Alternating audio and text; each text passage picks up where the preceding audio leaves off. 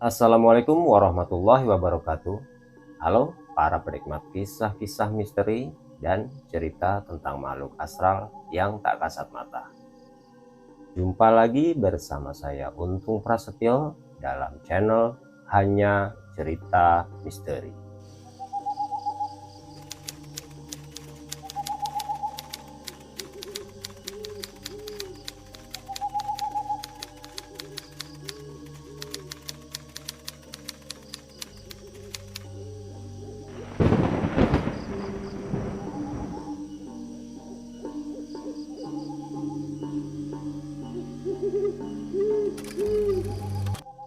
Kisah yang akan saya ceritakan pada kesempatan kali ini adalah sebuah kisah tentang seseorang yang pernah mengalami mati suri.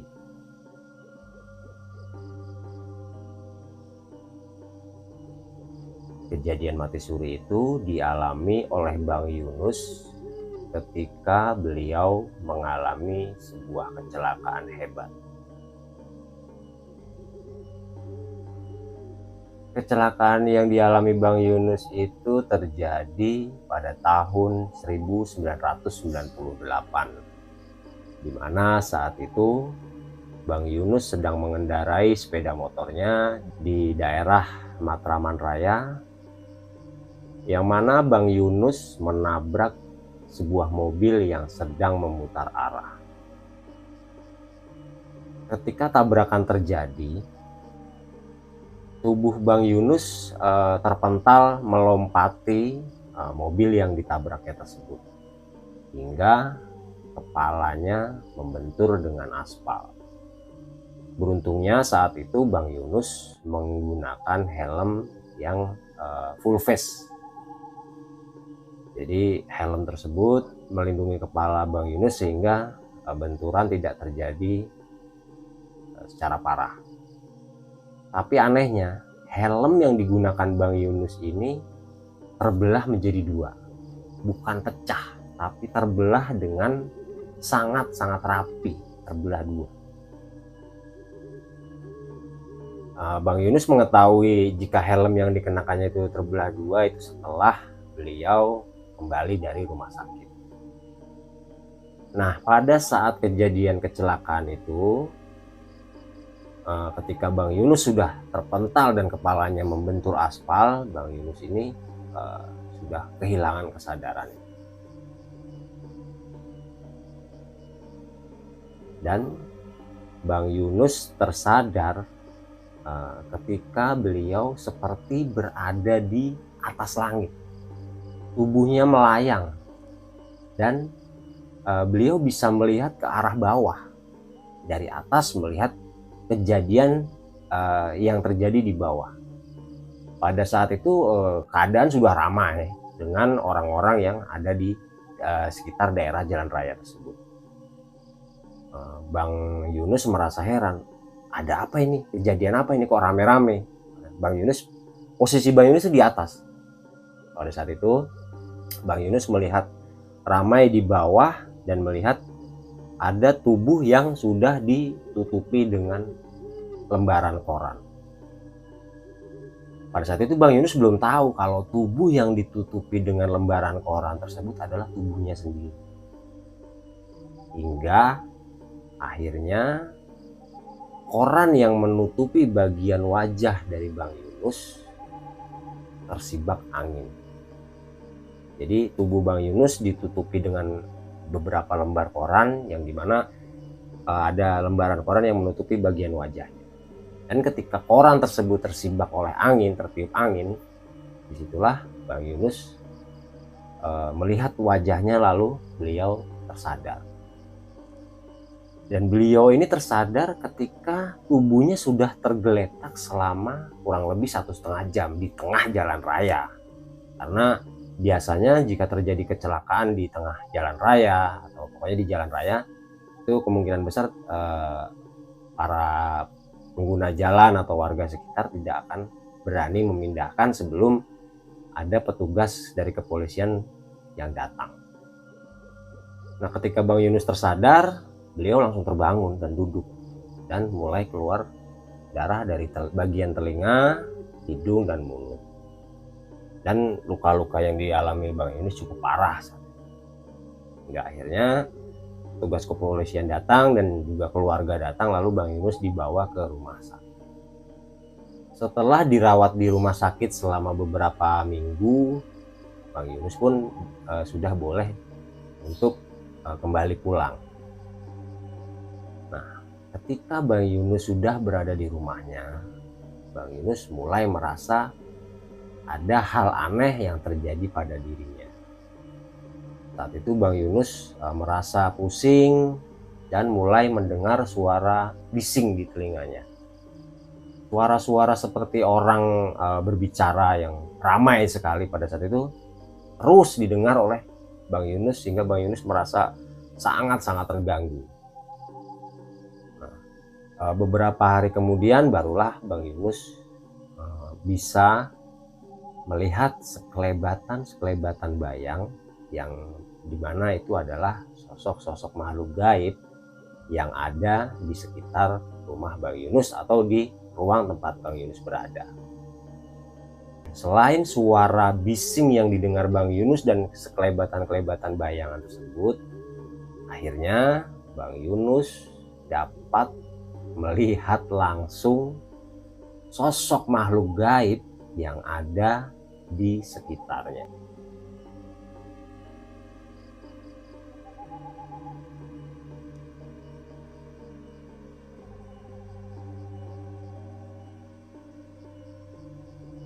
Kejadian pertama yang diingat oleh Bang Yunus saat itu adalah beliau sedang duduk di sofa di depan televisi seorang diri waktu itu, karena kedua orang tuanya sedang pergi mengaji.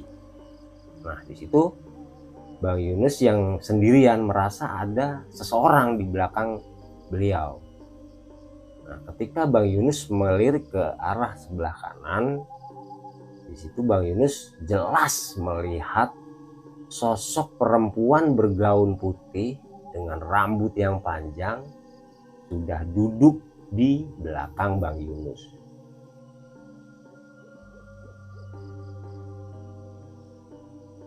Bang Yunus yang merasa ketakutan dan tidak punya pilihan lain, karena Bang Yunus ini tidak dapat menggerakkan tubuhnya selain bagian kepala yang diperban, kedua tangan dan kakinya penuh dengan perban. Bang Yunus juga mengalami patah di bagian bahu. Jadi ya Bang Yunus tidak dapat kemana-mana saat itu. Jangankan untuk pergi atau berlari, untuk menggerakkan bagian tubuhnya saja Bang Yunus merasa kesulitan. Dan mau tidak mau Bang Yunus akhirnya mulai berkomunikasi dengan sosok makhluk gaib yang biasa disebut dengan kuntilanak.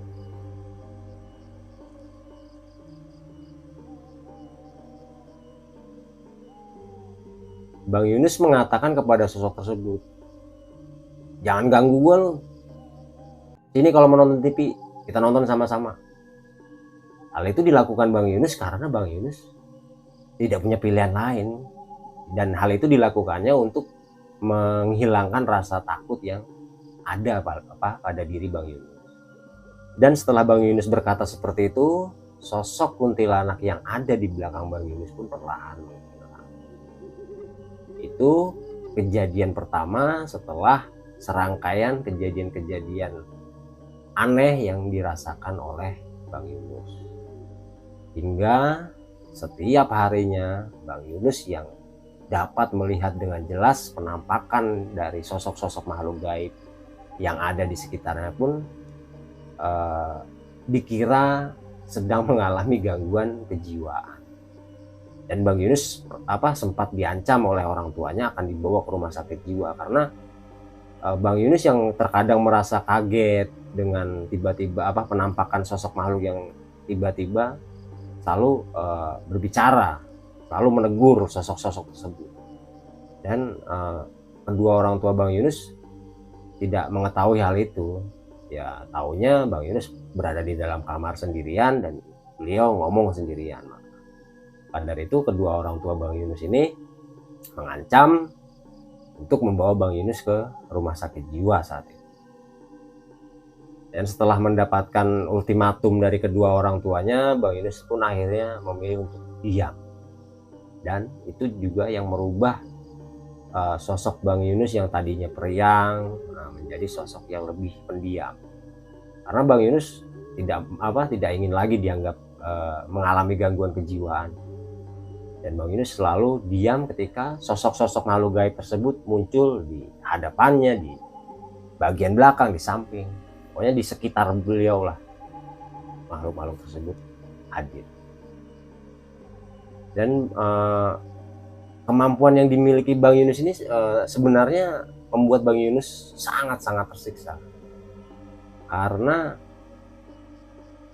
penampakan dari sosok-sosok makhluk gaib itu terkadang mengejutkan beliau. Jadi ketika beliau bangun dari tidur, tiba-tiba beliau melihat ada 2 kaki yang sangat besar, tapi bagian badan lainnya, tubuh lainnya tidak terlihat. Pernah juga beliau melihat tiba-tiba ada kepala yang tergeletak di lantai tanpa badan. Jadi penampakan dari makhluk-makhluk gaib ini ya sangat mengganggu Bang Yunus pada saat itu. Nah, selain memiliki kemampuan untuk melihat dan berkomunikasi tentunya dengan sosok-sosok makhluk gaib, Bang Yunus juga pernah mencoba untuk mendatangi seseorang di dalam mimpinya. Nah, sejak saat itu mulailah Bang Yunus meyakini bahwa kemampuannya tidak hanya sekedar bisa melihat dan berkomunikasi dengan sosok makhluk gaib. Ada satu momen ketika Bang Yunus ini didatangi oleh sosok makhluk gaib yang selalu sama. Sosok itu terus mendatangi Bang Yunus dan meminta tolong kepada Bang Yunus. Bang Yunus yang awalnya cuek dan tidak pedulilah dengan kehadiran sosok makhluk tersebut, akhirnya merasa iba karena sosok tersebut terus meminta tolong kepada Bang Yunus untuk menyelesaikan permasalahan makhluk tersebut yang belum terselesaikan ketika beliau masih hidup. Dan di saat itu Bang Yunus hanya mengetahui jika yang datang itu memang benar-benar sosok arwah dari seseorang.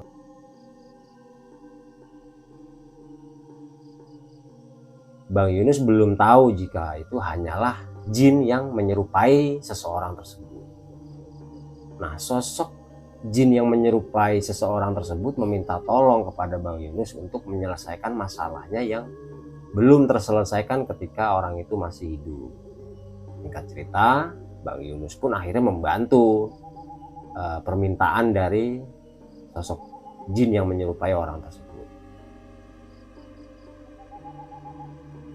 Tapi Bang Yunus tidak pernah mengira ketika apa yang dilakukannya itu ada imbasnya buat Bang Yunus sendiri. Setelah dapat membantu sosok jin yang menyerupai seseorang tersebut, Bang Yunus kembali mengalami sebuah kecelakaan. Beruntungnya kecelakaan yang dialami Bang Yunus itu tidak separah kecelakaan yang pertama kali beliau alami. Tapi ketika beliau bangun dari posisinya terjatuh ketika kecelakaan tersebut, Bang Yunus mendengar suara bisikan yang seolah-olah memarahi Bang Yunus. Jadi sosok tersebut mengatakan, makanya jangan sok-sokan buat nolong apapun itu, apalagi itu makhluk gaib. Dia itu bohong sama kamu, dia itu cuma mau mencelakai kamu. Bang Yunus terkejut dengan suara tersebut. Sebenarnya menurut Bang Yunus suara tersebut itu memiliki wujud, tapi Bang Yunus tidak mau melihat wujud tersebut. Jadi sosok gaib tersebut mengatakan dan juga memperingati Bang Yunus bahwasanya jangan pernah lagi untuk menolong sosok jin apapun itu. Jin yang berbentuk manusia, berwujud manusia, atau jin yang berwujud kuntilanak dan lain sebagainya. Sosok tersebut mengatakan hal itu, memperingati Bang Yunus supaya tidak mengulangi kesalahan beliau saat itu.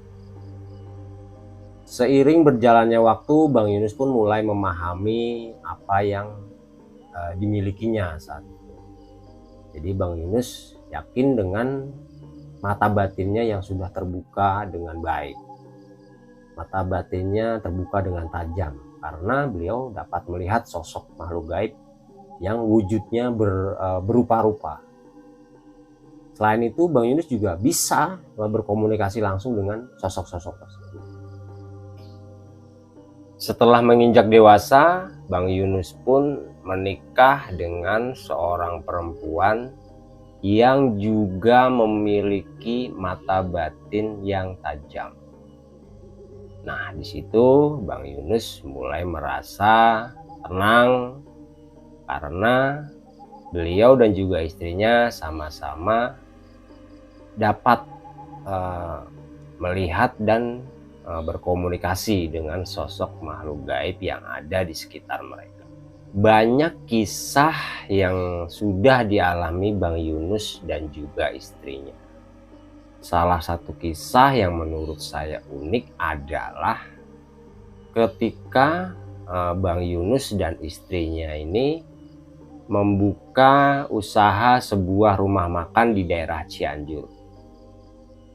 Waktu itu rumah makan yang baru saja dibuka oleh Bang Yunus dan istrinya sempat mengalami gangguan-gangguan di luar nalar manusia. Pada saat itu Bang Yunus dan istrinya tidak melihat sosok-sosok makhluk gaib yang datang ke rumah makan miliknya tersebut. Tapi anehnya, nasi yang baru saja dimasak oleh karyawan Bang Yunus tiba-tiba saja berbau dan nasi itu basi hanya dalam waktu 2 jam. Dan mau tidak mau, selama 1 minggu rumah makan Bang Yunus itu memasak nasi hampir 3-4 kali dalam sehari. Nah, setelah itu barulah Bang Yunus mulai didatangi sosok-sosok makhluk gaib yang berusaha untuk menghancurkan usaha dari rumah makan tersebut. Kejadian mengerikan pertama yang dilihat oleh Bang Yunus dan juga istrinya serta beberapa karyawannya adalah bola api yang terbang mengelilingi bangunan dari rumah makan milik Bang Yunus tersebut.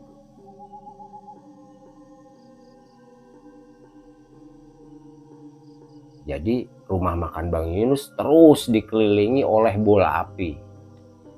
Dan bola api itu biasa disebut dengan banaspati.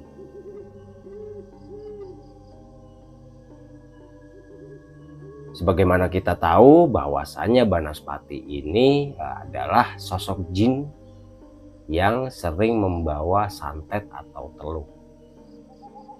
Beruntungnya saat itu bola api yang dilihat oleh Bang Yunus melesat ke arah sebuah pohon yang berdiri di samping musola di area rumah makan milik Bang Yunus. Dan ketika bola api itu menabrak pohon tersebut, pohon itu langsung terbakar. Padahal pohon tersebut daunnya sangat rimbun saat itu. Dan anehnya pohon itu hangus terbakar. Beberapa hari berlalu dari kejadian itu, barulah Bang Yunus mulai melihat sosok-sosok makhluk gaib yang dikirim oleh seseorang untuk membuat usaha rumah makan dari Bang Yunus itu gulung tikar. Dan sosok yang membawa petaka bagi rumah makan Bang Yunus adalah sosok perempuan bertubuh ular yang saat itu melesat dari bagian samping rumah makan Bang Yunus menuju ke arah belakang. Bang Yunus yang melihat sosok tersebut segera berlari ke arah belakang dan menuju ke dapur lalu mengambil segenggam garam. Nah, bersama dengan karyawannya tersebut, Bang Yunus pun akhirnya mencari sosok perempuan bertubuh ular itu, dan ketika Bang Yunus membuka pintu belakang dari rumah makan tersebut, Bang Yunus langsung berhadapan dengan sosok perempuan yang tubuhnya dari bagian atas adalah manusia dan bagian bawahnya adalah ular. Nah, Bang Yunus yang sudah merasa kesal dengan sosok tersebut langsung melempar wanita ular tersebut dengan garam yang digenggamnya. Dan dengan seketika sosok perempuan bertubuh ular itu langsung melesat naik ke atas bangunan dari rumah makan Bang Yunus. Bang Yunus masih sempat mengejar sosok tersebut, tapi sosok tersebut naik ke atas genting dan terus melesat ke arah rumah-rumah penduduk di sekitar rumah makan Bang Yunus. Karena terus-terusan diserang oleh makhluk-makhluk gaib yang dikirim oleh seseorang, akhirnya rumah makan dari Bang Yunus ini tutup. Karena Bang Yunus berpikiran jika beliau belum mampu untuk menangani hal tersebut. Walaupun Bang Yunus dapat melihat sosok-sosok gaib yang datang, tapi Bang Yunus belum mampu untuk mengusir atau membentengi rumah makan yang dimilikinya tersebut. Jadi Bang Yunus dan istrinya sepakat untuk menutup saja rumah makan yang baru beberapa bulan dibukanya, karena dikhawatirkan akan menyerang Bang Yunus dan juga keluarganya. Nah, menurut cerita dari Bang Yunus, dari sekian banyak kejadian yang dialaminya itu, ada satu kejadian yang membuat Bang Yunus sedih dan juga menangis pada saat itu. Jadi Bang Yunus dan keluarganya ini sedang liburan ke sebuah pantai di daerah Banten. Nah, setelah selesai melakukan liburan di pantai tersebut, Bang Yunus pulang mengendarai mobil sendiri. Jadi Bang Yunus dan istrinya serta anak-anaknya ada dalam satu mobil dan Bang Yunus mengendarai mobil tersebut. Di tengah perjalanan, tiba-tiba saja pandangan Bang Yunus menjadi gelap. Dan di situ Bang Yunus melihat ada ombak yang datang dengan secara tiba-tiba, dan ombak tersebut cukup besar. Dan Bang Yunus itu tidak hanya melihat tapi juga merasakan. Jadi beliau itu merasa seperti berada di tempat kejadian itu. Ketika ombak datang menyapu daratan, nah di situ di sekeliling Bang Yunus sudah tertutup oleh air. Dan Bang Yunus melihat mayat-mayat mengambang di atas air, ada juga potongan tangan dan potongan kaki di sana. Nah, di saat itu Bang Yunus langsung menangis, sehingga membuat istrinya bingung tentunya. Karena di tengah perjalanan beliau sedang mengendarai mobil, tiba-tiba beliau menangis jadi-jadinya karena apa yang dilihat beliau terasa sangat nyata. Karena merasa khawatir dengan keselamatan mereka, akhirnya istri Bang Yunus meminta Bang Yunus untuk menghentikan kendaraannya di pinggir. Dan setelah itu Bang Yunus menceritakan kejadian yang dilihatnya dan serasa dialami oleh Bang Yunus. Jadi Bang Yunus tidak hanya melihat tapi juga merasakan. Bang Yunus pun menceritakan kepada istrinya, "Bun, aku ngelihat tempat kita liburan tadi itu diterjang ombak besar. Jadi ombak menyapu daratan dan di situ aku melihat sosok-sosok mayat mengambang di air. Tidak hanya mayat, ada juga potongan tangan, potongan kaki." Nah, di situ Bang Yunus pun kembali menangis karena merasa sangat sedih dengan apa yang dilihatnya. 2 hari dari kejadian Bang Yunus menangis di tengah jalan tadi, tersiarlah kabar duka bahwa terjadi tsunami di pesisir pantai Banten dan juga Lampung saat itu.